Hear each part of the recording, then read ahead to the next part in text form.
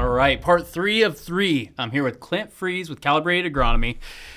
Going to be at FarensCon, okay? November 21st. Registration ends the 14th. By the time this podcast comes out, it might be closed already because seats are going fast. Yep. Now, with that being said, let's worry about what we're going to be talking about. And I think some people would say we're ripping off a Band-Aid, but I think it's something that needs discussed. And I think to kind of see how this journey goes through, kind of share with me what you did a moment ago about how you got into farming, and how that's gotten to the Band-Aid that we're ripping off. Yeah.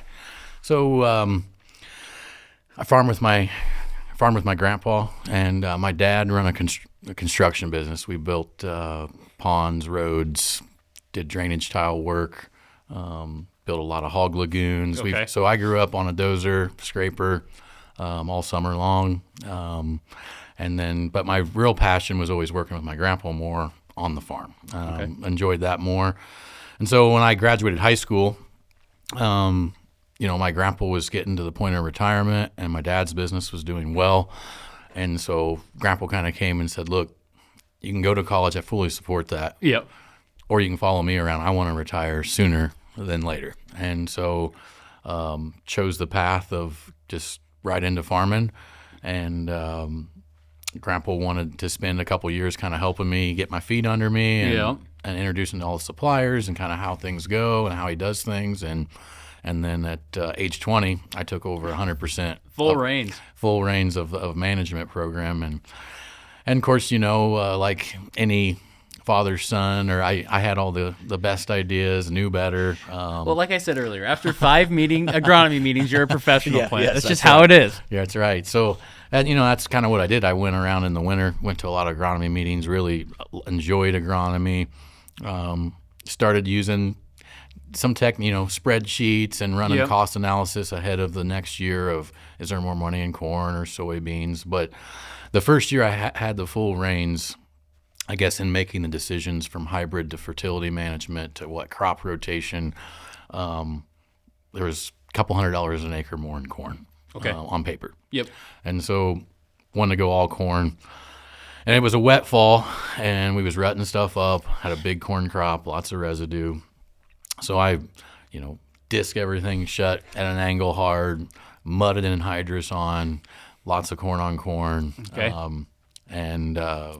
We barely broke even that next year. And so was humbled hard immediately, and we, as a whole, I had some of the worst looking crops in the entire our area, know. And so that, I told myself, I don't ever want to, not that we don't all get caught farming, right? Yeah. We all get caught. Yeah, it happens. But to the best of my ability, I wasn't going to let that happen again. And so that's kind of what's drew my attention down the road of agronomy. Just wanted to learn more. So we went into the whole.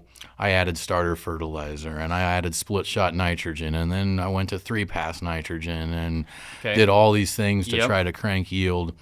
And how I started working with my business partner Luke. Yeah. He was going to get his master's in GIS, precision management, and was going to do his master's thesis surrounding our farm's data. I had been collecting every application pass, harvest, planning. So we had the soil sampling data, put that all together, and that's how we kind of started working together. And he had a great idea. We went away from 2.5 acre grids, went to zone-based management, managing ground in little clusters across the farm. And we started to throw in these learning blocks. So within an 8 or 10 acre zone, we had a 2 acre learning block. Okay. And in that learning block, we may jack the seeding rate by 4,000. Okay. We may lower the nitrogen. In the first days when the learning blocks, we just increased everything. Yeah, of course. You got to go more. Right? You got to go more. So we would crank the nitrogen rate 80 pounds in the learning block, or we would crank the DAP potash rate. And after 3 seasons of doing that, I was like, there's nothing yield-wise going up. I mean, we wasn't really getting any bushels under our current strategy. So then we just started taking it half rate.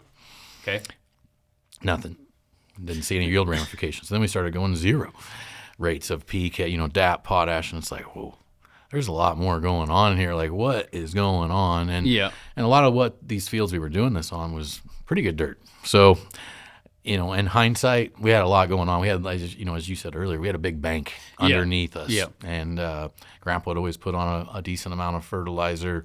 And so that bank was there. Our soil in general, blessed in our area with what the glacier dropped and left. Exactly. And so just got a nice big bank. And so I think, one of the things we probably do well at, I went down the road then, kind of making our own biology. And, okay, if we get our biology right, we don't need any fertility. I kind of bought into that whole regenerative, going to more meetings, soil health meetings, bought into that whole thing. So I had, from 2009 to 2021, there was very little fertilizer applied on our farm. Okay. Besides nitrogen. Nitrogen was applied at 6 to 7 tenths per bushel, I guess.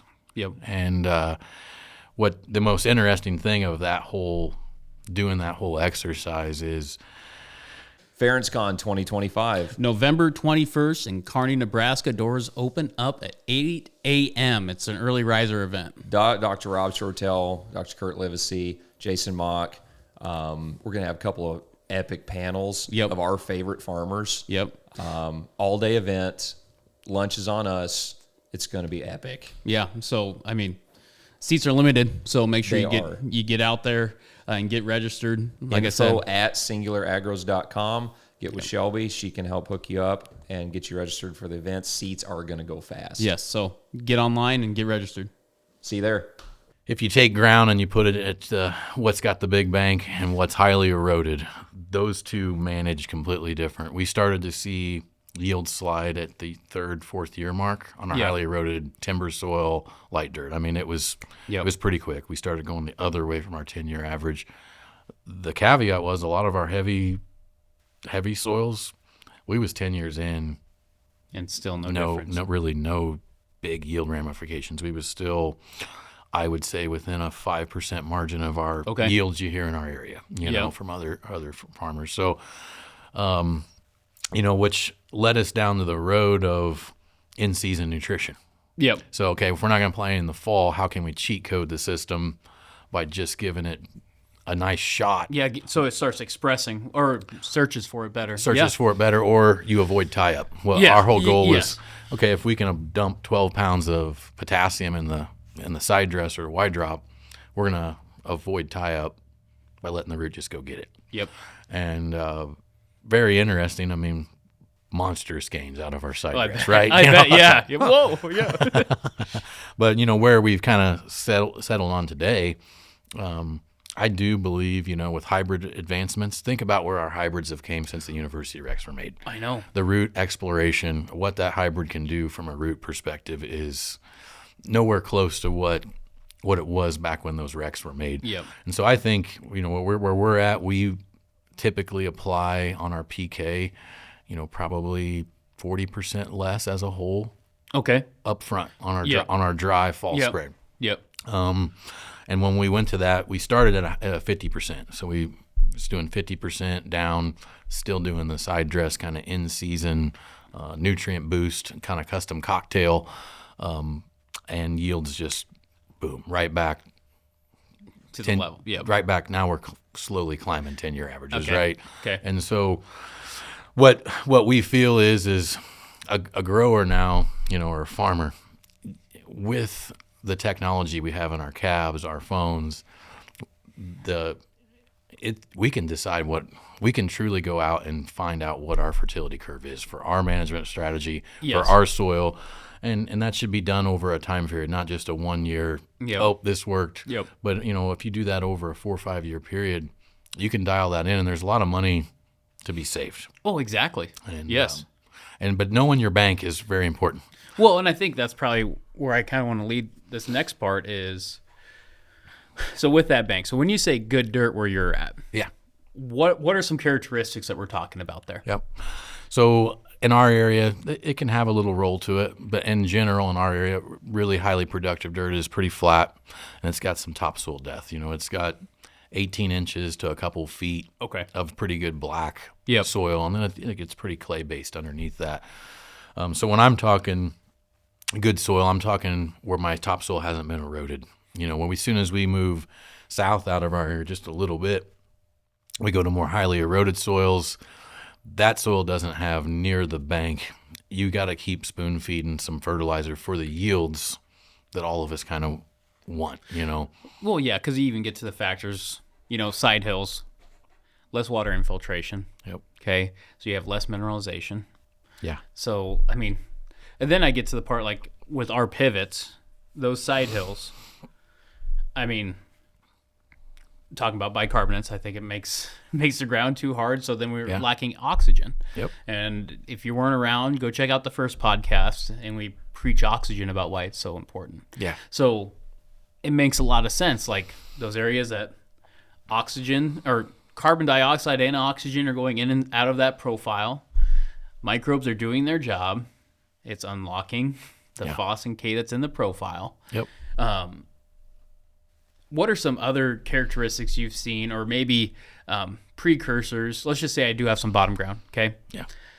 But I know, or I feel uncomfortable of just flipping that switch. What are some data points, or what's something that could help calm my nerves per se? I have a farmer I worked with last year, and he had some family issues where he had to buy a big chunk of the ground. Okay. And they've always put on a decent amount of fertilizer, maintenance, plus maybe a little as a whole. And he's like, I got to make some big cuts to make it flow, to make this all work this year. And I said, well, just cut all your dry. You got really good heavy soils. Your history of applying fertility is there. And so let's just come in with a decent side dress pass, try to bring some balance back, or give it a shot in the arm when the plant's really requiring the most nutrients. And it was tough for him to do that because it's a mental game, I think, of, well, if I don't feed my crop or put some fertilizer, I'm going to have a ramification in yield that then causes me an economic problem, right? And so as a whole, we get fast forward, he had, because of the economics, had to do it. Did it. The side dress gains are bigger. Yes. As a whole, what we did with putting potassium, sulfur, splashing just a little bit of phosphorus in there, on his farm this year, they were all 20 to 25 bushel. Okay. Wow. Or maybe somebody that's crazy front loading with PK. Because our mineralization was good this year as a whole, we didn't have some of them big wins like we see in a 100%. a drier year. So he had bigger gains, and now he's back in a decent spot economically, and phosphorus is crazy high still. So yes, it is. We're going to put some on, but we're going to do a reduced rate. And I think what it opened his eyes up to is like, oh, I can be resilient to, okay, I don't like the price of this. I'm going to go ahead and just wait, put on just bare min, maybe do some in-season stuff. And then when the price gets to where it's a really good ROI, I'll pour the coals back. Yeah. And so that's the big thing, I think. When I talk to lots of farmers, there's a misconception that we don't have that resiliency. So if you've been putting pounds to the ground, boy, you can make it a year or two regardless of your soil type. Yes. Or environment. Yes, a year or two, regardless. But past that, you got to be blessed with some really wonderful soil to go extended. Well, we go back to just filling your bank. At least on this podcast, we've really hammered compost and manure. That's another bank that you're adding in. Yeah. It's just how it goes. If it's got that base, you can go a long time. And, the caveat to this is if you change what your yield outcome wants to be. Okay. If you're fine with less yield, it's amazing what you can just grow. Just grow. Just grow, you get your biology right, get the foundation stuff right, manage your nitrogen. You can grow some pretty good crops. It's the caveat comes is when the environment stinks. The soil isn't mineralizing, it's too dry, it's too wet. That's where that upfront fertilizer I see really shine, Yeah. Well, so I think of the fringe of the Corn Belt. where it's just not as high yield goals. Yeah. Okay. And it's a lot of times, I mean, I'm thinking of our Western Kansas. There's some years that it's drier than dry, and at the end of the day, their yield limiting factor is water. Yeah. It is nothing that was applied or anything like that. It's just water, right? So having an understanding about how that fertility works, because I was going to ask you, what's your opinion on, so like NPKS? Yeah. Okay. Those 4 nutrients, we'll call them the macros, and I'm a personal believer that I could fix one of those 3 problems in season if I absolutely needed to. I think so. Yeah, absolutely. Well, if there was one that you would argue maybe not, which one would it be? NPKS? Yep. P. Okay.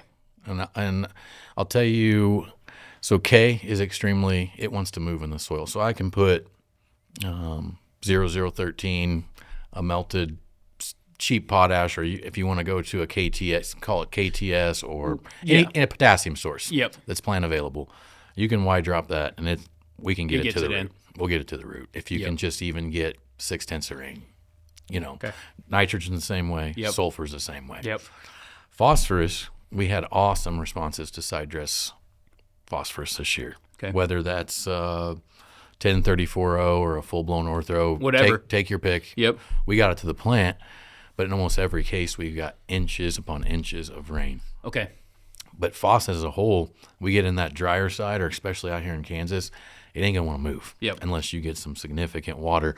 If you're under irrigation, I would say that's the caveat. Phos maybe you get it in the system there, but it's going to take a lot more water to drive it down. Well, and also we all know that rainwater is going to push it or not tie it up versus an irrigation water situation. Yeah. Or, I mean, surface water is probably going to have a little bit better pushing effect down and not get tied up. Yes. But the moment you're pulling something out of the aquifer and it has a lot of bicarbs and a lot of calcium, there's a chance that, As a whole, that is what irrigation water puts pressure on. It is phosphorus.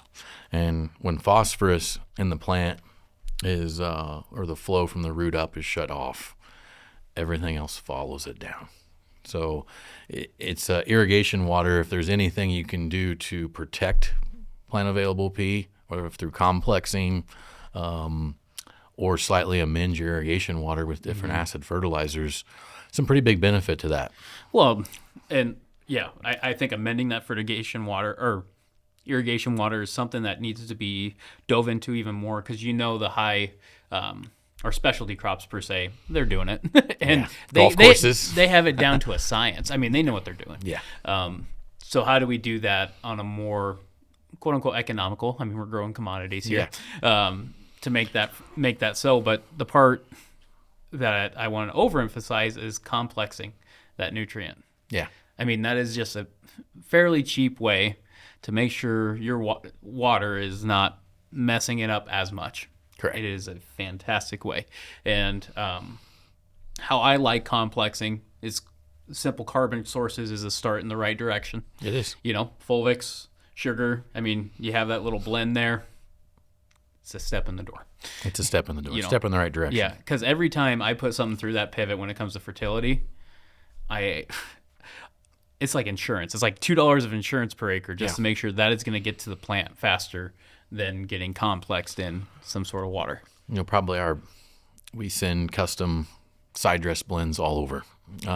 And guys send us tissue or sap, and then we'll kind of tweak and send them all over. And probably one of the biggest boxes I build a blend for somebody, I'm like, well, I want to put 1 to 2 quart of a 12% humic with it, especially if you're Y dropping and it's going on the surface.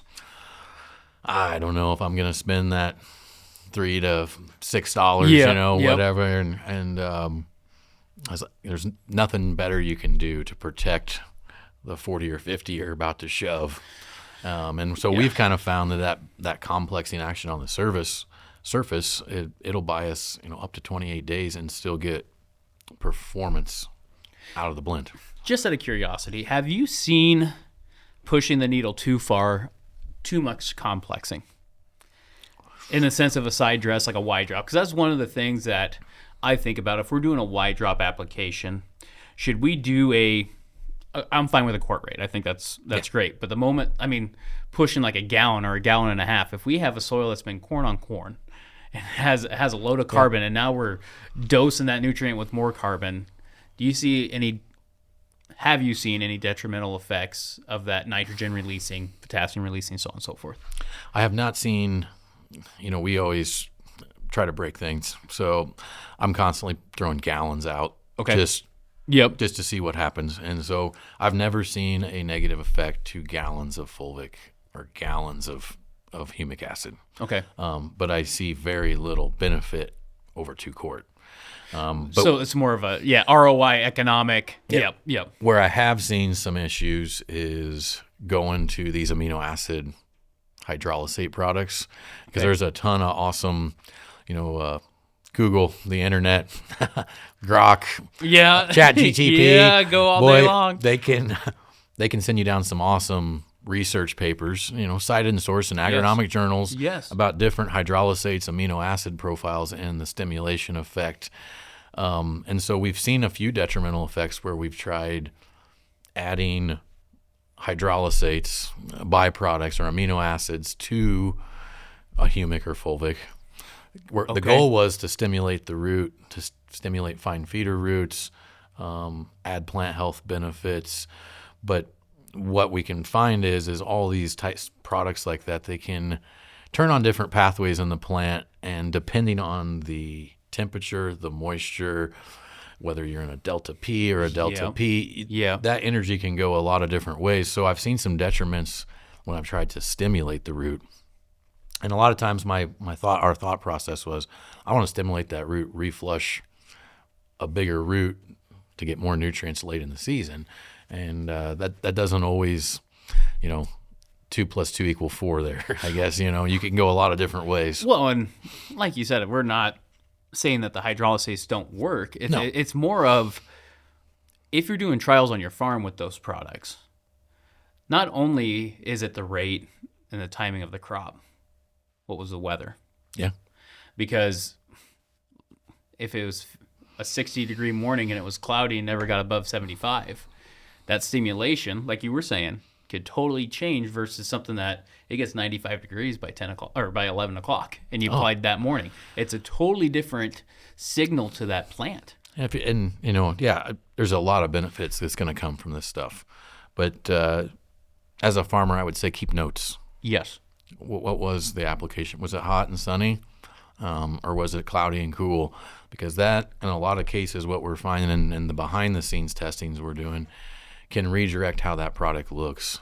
And it's by crop type, it's by environment, temperature, all the things you listed. So, our goal as a company behind the scenes is to break all this down, do the genetic testing, understand, okay, this does photosynthetic pathways. This has antioxidant support. This one turns on metabolism. So when we get the environmental conditions and we're locked into cool, cloudy, gray days, well, what do you want to do in a cool, cloudy, gray day? I want to turn on photosynthesis. Photosynthesis pathways. Darn straight, yeah. So we know what to deploy to, the ultimate goal is to increase success. Yes. And because there's a lot of value in this stuff, but I think it can, if we're not careful, we can give it a really bad taste. And as a company, we've been guilty ourselves, not knowing the intricacies. And so that's why we've taken this approach of diving a little deeper within a lot of these products. So. Well, and I guess that's what I'm most excited for. This is kind of a start of, different ways we work together when it comes to research, when it comes to education, all those different pieces. But it's just goes back to the honest. We want to make sure we want to know that or when it doesn't work is just as much as when it does work. Yeah. And all those details, they're so important, but are so easily can be overlooked. As I want to share this, I was we hired a consultant to consult with us on gene expression and how a plant communicates with its environment within growth, defense, and reproductive, how that plant actually works. And it's been eye-opening, but the one thing I brought to her, I said, I had a farmer last year. He used our 0013 potassium product in his side dress. Yep. And he had a 120-acre field with 5 hybrids across it. Wow. Okay, so he had 5 hybrids, and then he Y-dropped each hybrid with the potassium mix with his nitrogen sulfur, and basically left a check in every single hybrid. And so the potassium addition under 3 hybrids was 9 to 15 bushel. So I was for $8.90 an acre. I was sign like, me up. That's great. Yeah. 2 hybrids were 0.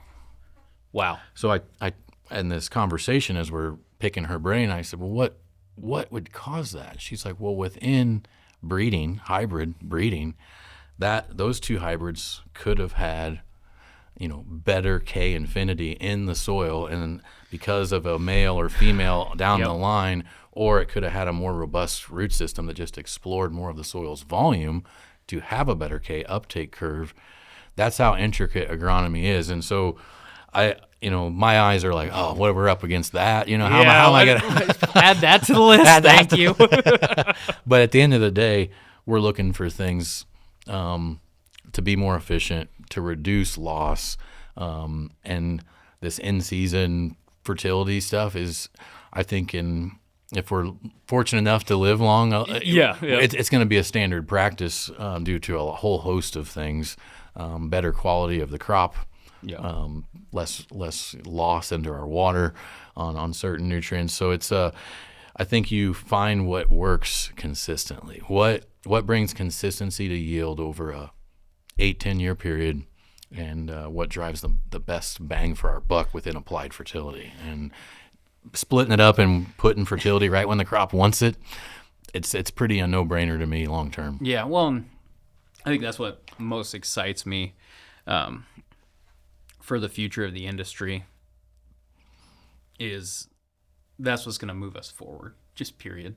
And having that approach of testing and understanding, that'd be a big database for every hybrid, right? But what are common principles? What are common threads to help move the needle for guys? Yeah. And we all know with times like right now, people are looking at ROI. So if you have some deep topsoil, at least try a section, try an area. We've been sold for, I remember going back to the meeting with the fertility guy, the co-op with my grandpa. We on these fields are low, so we should do a maintenance and build program and build your bank. Yep. That has been preached. Well, a bank account is nice to work both directions. Every once in a while, it's time to withdraw. Yeah. Yes. Just know though, if that tank gets to 0, you got to put the pounds. 100%. Can you have efficiencies in season? 100%. Correct. But if you only got $10 but you need $100, you got to put some money in before you're going to be able to do anything like that. It's a definite exchange. Yeah. So, but the ending message to me is we do have some resilience. Yes. We can insulate ourselves under high price fertilizers. There's some tips and tricks we can utilize to make us more profitable. Yeah. That's 3 of 3, Clint. We did it. We did it. Just a reminder, okay? They'll be at FarenceCon, doing a discussion there. You have meetings across the Midwest, or at least I know, like Omaha, there's an event. Yeah. You got stuff going on. We're gonna have a whole bunch of stuff coming over the next, being released over the next couple months. And, and then YouTube Blueprint on Yield, having those discussions, that 12-part series. And I'm Commodity Classic. Commodity Classic, okay. Yeah. I know we're going, so we'll have to make sure we stop by the booth. Yeah. But thank you for coming down here and making this possible.